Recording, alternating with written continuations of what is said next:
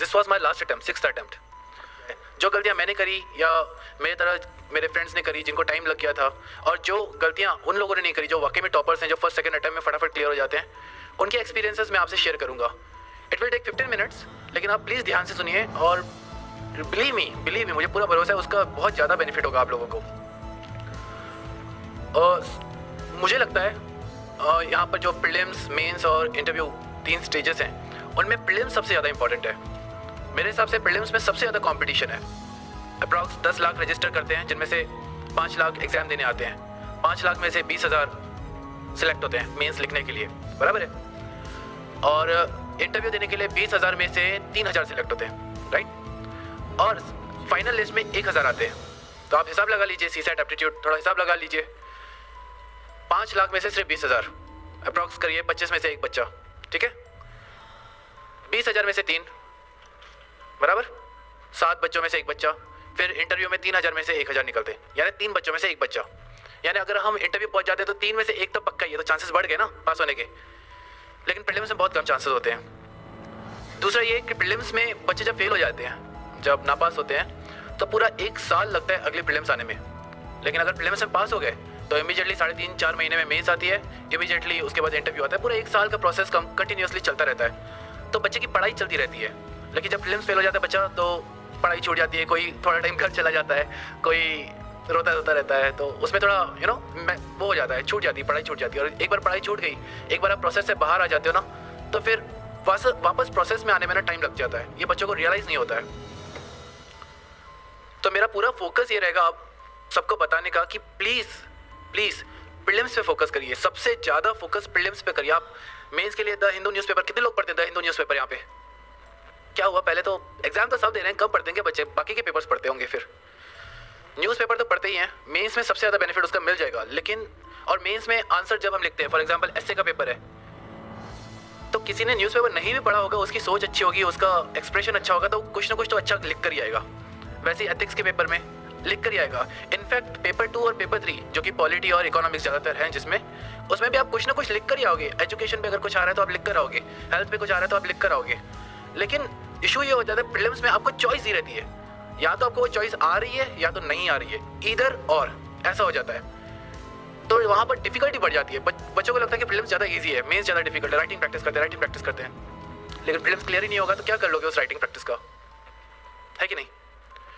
तो इसीलिए पूरा फोकस सबसे पहले आप प्रीलिम्स पे लगाइए। It won't take more than 4.5 months, 4.5 महीने से ज़्यादा नहीं लगता है। सर आपको डेफिनेटली बताया होगा सर ने इस क्लासेस में।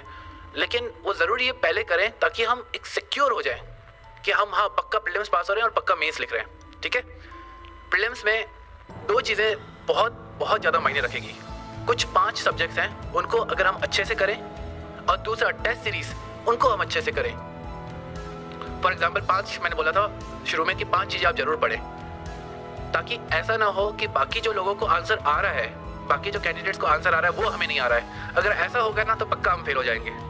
हाँ, ऐसा होता है, काफ़ी सारे क्वेश्चन ऐसे डिफिकल्ट आते हैं या कंफ्यूजिंग होते हैं जो काफ़ी बच्चों को नहीं आते हैं, कुछ ही बच्चों को आते हैं। चलेगा बिल्कुल चलेगा, कोई बात नहीं। 20,000 सीट्स है प्रीलिम्स के लिए, प्रीलिम्स पास होने के लिए।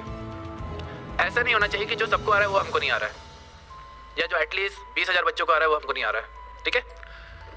पॉलिटी सर ने बताया होगा, क्लास में बताया, Laxmikanth is the best book. आप जस्ट नोट डाउन करिए, क्योंकि इसका बहुत बेनिफिट होगा, बिलीव मी, आप भरोसा करिए, ठीक है। पॉलिटी लक्ष्मीकांत में से पढ़िए, आपने क्लासेस की है, अब आप पढ़ सकते हैं। लक्ष्मीकांत में भी जो टेबल्स होती हैं, कितने लोग लक्ष्मीकांत को फॉलो करते हैं यहाँ पे? सभी करते हैं, चलो अच्छी बात है। ये तो लक्ष्मीकांत में टेबल्स दी रहती हैं। टेबल्स इतनी अच्छी तरह से करिए आप, इतनी अच्छी तरह से करिए, क्योंकि टेबल्स में ही सार है सबका। टेबल्स में क्लियरली समझ में आता है क्या डिफरेंस है ऑर्डिनरी बिल में, मनी बिल में। पढ़ा हुआ है ना लक्ष्मीकांत थोड़ा बहुत? हाँ पढ़ा है ना, एग्जाम्पल समझ में आएंगे ऑर्डिनरी बिल, मनी बिल अगर मैं दूंगा तो। टेबल्स रहती है लक्ष्मीकांत में, उसमें सब समझ में आ जाएगा। उनको बहुत अच्छे से फोकस करिए, लक्ष्मीकांत को कवर टू कवर अच्छे से पढ़िए। देखिए प्रीलिम्स में 18 क्वेश्चन, 100 में से 18 क्वेश्चन अगर पॉलिटी में से आ रहे हैं, कितना हुआ? 18%, अराउंड 1/5, बराबर है कि नहीं? अगर वो 18 क्वेश्चन मैं बुक में से पढ़ के 18 के 18 सॉल्व कर सकता हूँ, तो इससे बेहतर क्या हो सकता है? हम सारा साल न्यूज़पेपर पढ़ते रहेंगे, करंट अफेयर्स पढ़ते रहेंगे, इंपॉर्टेंट है, लेकिन उनमें से जो क्वेश्चंस आएंगे, आपने इतना सारा पढ़ लिया, रिवाइज एकदम कम किया है, तो सॉल्व नहीं कर पाते। लेकिन लक्ष्मीकांत एक बुक है, उसको बार बार पढ़ने से क्वेश्चंस हम डेफिनेटली सॉल्व कर सकते हैं। आप आपको अगर यकीन नहीं हो रहा होगा मेरी बातों का, तो आप घर पे जाकर पास्ट ईयर क्वेश्चंस चेक करिएगा और फाइंड आउट करिएगा कि ये लक्ष्मीकांत में कहाँ पर है, आपको डेफिनेटली मिलेगा।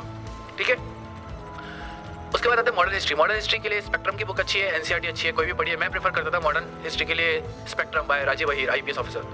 वो बहुत बढ़िया बुक है, स्पेशली उसमें हर चैप्टर के पीछे समरी दिया हुआ है। आप उस समरी का जेरोक्स अलग से अपने पास रखिए, बुक में रहने दीजिए, उस समरी का जेरोक्स अपने पास रखिए, उसको बार बार रिवाइज कीजिए, तो आपको एक क्रोनोलॉजी समझ में आ जाएगी। ठीक है, मैं ये आपको इसीलिए बता रहा हूँ क्योंकि देखिए पेप टॉक जो मोटिवेशनल स्पीचेस हैं, जो आपका मनोबल बढ़ाए, ऐसी स्पीचेस हम देंगे, टॉपर्स देंगे, लेकिन प्रैक्टिकल जो है बच्चे यहाँ से सुन के चले जाएंगे, लेकिन प्रैक्टिकल जब वो पढ़ाई करने बैठेंगे ना तब उनको बहुत दिक्कत आएगी। तो इसीलिए मैं आपको डायरेक्टली वही बता रहा हूँ जो आपको इस एग्जाम में सबसे ज़्यादा फायदा देगा। ठीक है, मॉडर्न हिस्ट्री के लिए आप स्पेक्ट्रम करें, मेरे हिसाब से वो बहुत अच्छी है।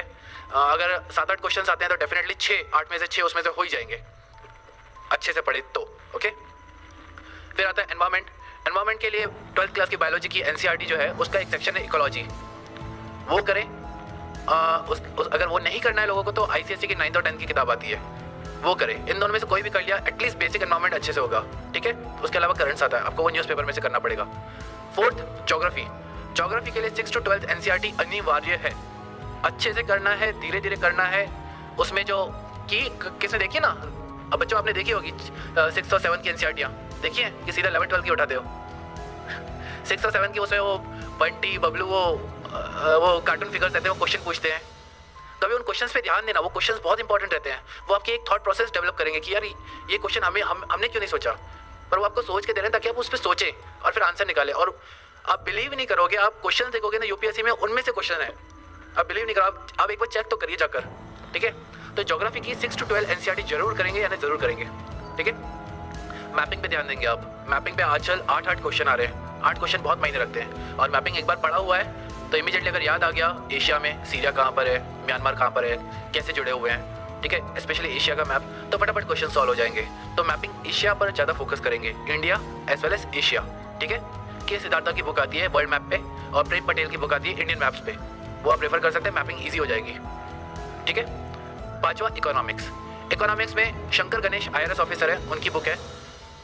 स्पेशली जो इंजीनियरिंग बैकग्राउंड से नहीं है उनके लिए शंकर गणेश बहुत अच्छी है।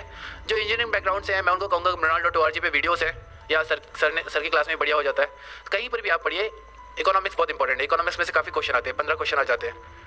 तो मैंने क्या सब्जेक्ट्स बताया, मैंने 5 सब्जेक्ट्स बताया आपको, polity, history, economics, environment and geography. कुछ भी हो जाए आप पहले ये 5 सब्जेक्ट अपने हाथ में रखिए, ये बेसिक सब्जेक्ट्स हैं। ये अगर नहीं आ रहे हैं तो हम पक्का फेल हो जाएंगे, बाकी आए नहीं आए ठीक है, ये नहीं आ रहा है पक्का फेल होंगे। तो ये 5 सब्जेक्ट अच्छे से करिए।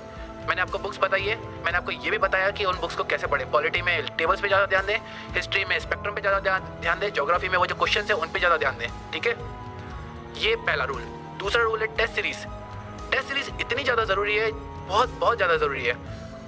काफ़ी बार हम ओवर कॉन्फिडेंट हो जाते हैं या फियरफुल हो जाते हैं। ऑस्ट्रिच देखा, ऑस्ट्रिच एक बर्ड रहता है, ऑस्ट्रिच चलता है, लेकिन अगर उसके सामने कुछ भी बड़ा जानवर आ गया जिससे उसको खतरा है तो अपनी वो मुंडी, क्या बोलते हैं, छचिंदर, क्या बोलते हैं उसे, चित्रमुर्ग, क्या बोलते हैं सर हिंदी में ऑस्ट्रिच को, चित्रमुर्ग, हाँ वही, वो मुंडी घुसा देता है, ये डर गया अंदर। ऐसा नहीं करना है, ये जनरली बच्चों में मैंने देखा है, मुझ में भी था, बिलीव मी। टेस्ट कब देना है यार, एक बार पूरा बुक कंप्लीट हो जाए, एक बार पढ़ लो उसके बाद टेस्ट देना है। ये प्रोक्रेस्टिनेशन, ये वो हमने पोस्टपोन कर देनी चीज़ें क्योंकि हम डरते हैं, हमें डर लगता है। लेकिन मैं आपको बोलूँगा आप टेस्ट सीरीज आज से, स्पेशली 2016 में दे रहे हैं, आज से रोज़ 30 क्वेश्चन तो एटलीस्ट करिए। पास्ट ईयर पेपर में से करिए, सर के सिनर्जी की टेस्ट सीरीज लीजिए, insightonIndia.com के मार्केट में टेस्ट सीरीज अच्छी अवेलेबल है, वो कम से कम 30 क्वेश्चन करिए। 30 क्वेश्चन रोज करोगे ना तो समझ में आ जाएगा कि गलती कहाँ पर हो रही है, और ज़मीन पे रहेंगे, हवा में उड़ जाएंगे नहीं तो। यार पॉलिटी लक्ष्मीकांत पूरा बुक हो गया, 2 बार 3 बार हो गया यार, हो गया बस मेरा। तेरा कितनी बार हुआ यार, मैं तो कंप्लीट नहीं हुआ है। बुक कंप्लीट करना डजंट मीन कि आपका सब्जेक्ट कंप्लीट हो गया। टेस्ट में अच्छे नंबर आना उससे पता चलता है कि आपका सब्जेक्ट कंप्लीट हुआ है कि नहीं वाकई में। ठीक है, तो आज 2 रूल आप जरूर यहाँ से सीख कर जाएंगे। एक तो वो 5 बुक्स या 5 सब्जेक्ट जो मैंने बताए, आप बिल्कुल उन बेसिक बुक्स पे फोकस करेंगे। और दूसरा जो टेस्ट सीरीज है, आज ही आप जो भी टेस्ट सीरीज है अच्छे लगाएं। अगर नहीं लगा पा रहे तो उनके पेपर्स अपने पास अरेंज करें कहीं से भी, और रोज 30 क्वेश्चन तो एटलीस्ट मिनिमम 30 क्वेश्चन करें, क्योंकि कुछ 75-80 दिन बचे हैं। अगर थोड़े ज़्यादा दिन होते तो मैं बोलता कि 10, 15, 20 करिए, तो थोड़े ज़्यादा गए 2016 वाले, 2017 वाले आराम से 20-20 कर सकते हैं रोज, ठीक है। ये 2 चीज़ें। उसके अलावा मैंने बताया आप एक ही चीज़ को बार बार आप रिवाइज करेंगे, बार बार रिवाइज करेंगे ताकि अर्जुन जैसा फोकस आ जाएगा। और सेल्फ स्टडी लाइब्रेरी में बैठ के क्लास में आप सीख ले जाके, लेकिन उसके बाद अपने घर में रूम में जाइए, लाइब्रेरी में जाइए, कहीं पर भी जाइए, बैठ के सेल्फ स्टडी करिए, उसी चीज़ को पढ़िए, इत्मीनान से पढ़िए, शांति से पढ़िए, कर सकते हैं। देखिए मैं बता रहा हूँ ये मेरा 6th अटेम्प्ट था, CA भी दिया है मैंने और ग्रेजुएशन भी दिया और स्कूलिंग तो ऑब्वियसली की है, सबने की है। और हम सबके साथ ऐसा हुआ ही होगा कि यार स्कूल में भी फेल हो रहे हैं, ठीक है, नंबर कम आ रहे हैं, 12th यार बहुत डिफिकल्ट है, 10th बोर्ड 12th, फिर ग्रेजुएशन आ गया, फिर चलो ग्रेजुएशन तो आजकल वो शार्प नोट्स आते हैं तो फटाफट हो जाते हैं, जिसका कॉमर्स होगा। उसके बाद CA में आ गया तो ऐसा लग रहा था कि यार ये तो बहुत डिफिकल्ट है, बराबर है, वो भी पार कर लिया और उसके बाद UPSC भी पार कर लिया। पहले वो भी लग रहा था यार कितना डिफिकल्ट है, मुझे अभी ऐसा लगने लगा है कि हम सब में है वो बात जो पोटेंशियल बोलते हैं ना, जो एबिलिटी बोलते हैं, वो है कि हम कर सकते हैं। दिक्कत ये कि हम खुद को चैलेंज नहीं करते, ना ही हमको कोई चैलेंज नहीं करता कि भाई एक बार किसी ने चैलेंज करके तो करके दिखा रहा है तो चढ़ के दिखा इस पर। किसी ने कर दिया चैलेंज तो हम कोशिश पूरी लगा देते, जान लगा देते चढ़ने के लिए, लेकिन जब तक कोई चैलेंज नहीं करता फिर हम चढ़ते नहीं है, बराबर है कि नहीं। तो ये चैलेंजेस है, ये चैलेंजेस आपको ऊपर लाएंगे, ये जो UPSC की जो प्रोसेस है ना बिल्कुल ऊपर लाएगी। मैं जब CA इंटर में था तो मैं सर के पास आया था, अतुल सर के पास, सर को शायद याद नहीं होगा क्योंकि काफ़ी टाइम हो गया।